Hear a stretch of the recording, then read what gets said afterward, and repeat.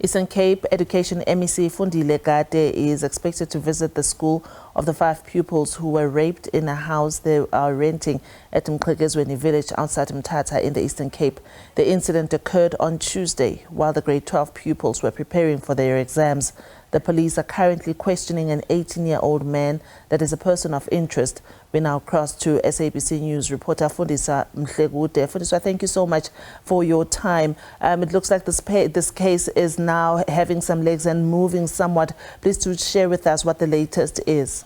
Well, Diabo, there are still no developments as yet. Things are still as they were yesterday, but the MEC has just arrived at the school where the learners are doing grade 12. But we have the spokesperson here who will be speaking to us, since the MEC is still in a meeting with the SGB, the teachers, as well as the parents of those learners.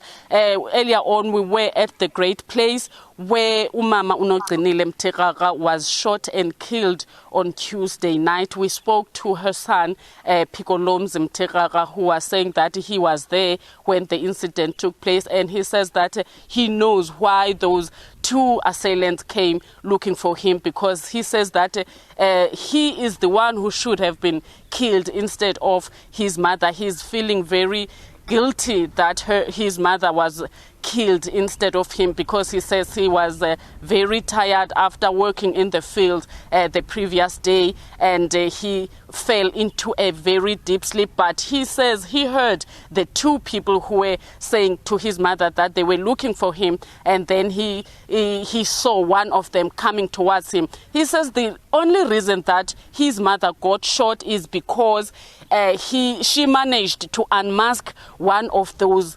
assailants, and they both panicked because they could identify them. But let's speak to the spokesperson of the Department of Education here in the Eastern Cape, Ms. Mqhekezweni. We want to know what happened to those learners, as we know that they are writing final exams, and even yesterday they were writing their final exams. We want to know if they indeed managed to write those exams. Ms. Mqhekezweni, did those learners manage to write?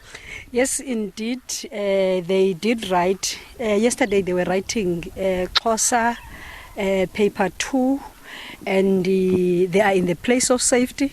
And from the side of the Department of Education, we have provided them with psychosocial support, and we have also provided them with tutoring services, because you'd understand now that they are not in the same level that they were before the writing of the examination. And as we speak, MEC Gade, MEC Williams, MEC Fanta, they're in the space. Anytime from now, they will talk to you as SABC, and we can indeed confirm that the provincial government has taken a responsibility, and as the meeting is proceeding now, teachers are commenting on what they expect to be done by provincial government. As I've already indicated, that the 3 MECs are going to be here. How is the condition of the learners? In terms of the psychosocial support report that we got, is that they're a bit coping, but it may just happen that they are going to have post-trauma realities. But what we are appreciative of is the bravery that those young girls have shown, that irrespective of the incident that they're subjected to, they did take a decision to write examination, because we gave them 3 options as the department: 1, to delay their examination, and 2, to defer their examination in the following year, and 3, to redo grade 12. But because of their own decision, we ended up conceding to it, because we knew that if we don't give them the opportunity to write, it may also be a burden to them. And then we then said, no, if they want to write, they must be given that that chance to write. But what government must then do is to give additional support. And as I'm saying to you, they've got tutoring services that are going to be with them until they finish the examination, and also the protection until they are done with the examinations.